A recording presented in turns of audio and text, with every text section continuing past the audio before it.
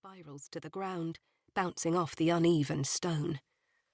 "This shirt cost me 100 quid. He gives her a shake and then slams her against the wall, her head hitting the bricks with a soft thud. "Get off me!" she screams, and in a moment of inspired desperation, she stabs her stiletto heel into the toe of his trainer. You see him stumble, and to your surprise watch as she pushes him away so ferociously that he topples backwards onto the pavement. Good girl. Kicking off her heels, the girl runs barefoot into the night, her cries echoing the squawks of the ever-present seagulls. You hear footsteps and slip into a dark alcove just as two long shadows appear. "Like a girl with spirit," says one. "Don't take no shite," says the other. "What did the message say?" The larger of the two, bald, 6 feet plus, and at least 20 stone, checks his phone for the text message you sent only minutes before. "Says to make it tidy, not like last time." The other, short and tight, ready for a fight, laughs. "Reckon we can do that, don't you?" Ahead of them, a shaky silhouette struggles to his feet. The two shadows move towards him. "Like to pick on helpless girls," one of them says.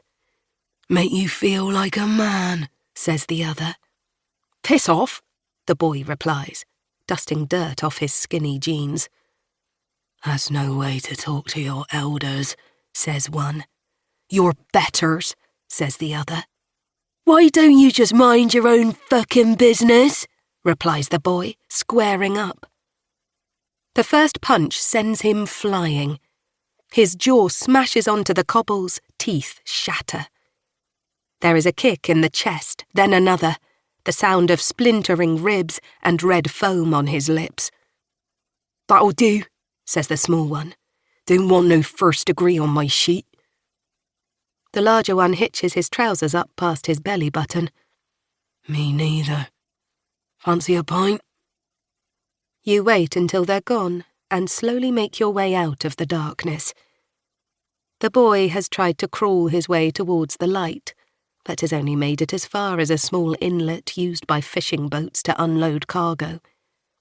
He's collapsed into a tangle of nets, his shallow breathing overlapping with the soft slap of water against stone.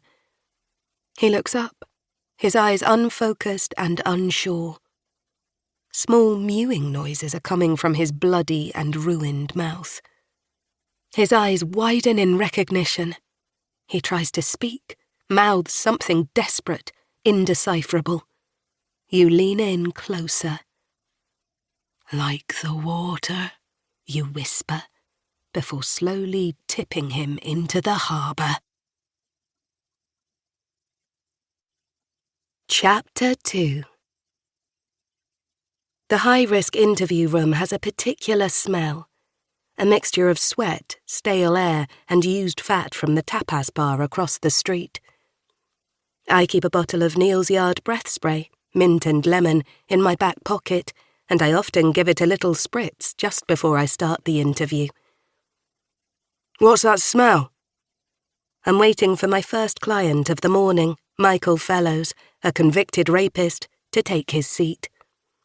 "Good morning, Michael. My name is Grace Midwinter. I'm your new probation officer. Please, sit down." "What's that fucking smell?" I decide to take a few minutes to let the silence do its job. The trick is not to give them the opportunity to get a handle on you. Reacting too quickly, a raised eyebrow, a tightening of the voice, is always a mistake. It makes them think they can work you, push your buttons. The trick is to remain neutral, calm, and when necessary, absolutely silent. I wait until he's seated, and I've counted 10 ticks from the clock on the wall above his head before continuing. "Let's get to it, shall we?" I glance at the notepad on the desk in front of me. "As you were convicted of a serious sexual assault, it's my job to gain a clearer understanding of your current level of sexual preoccupation before we can put together a realistic risk..."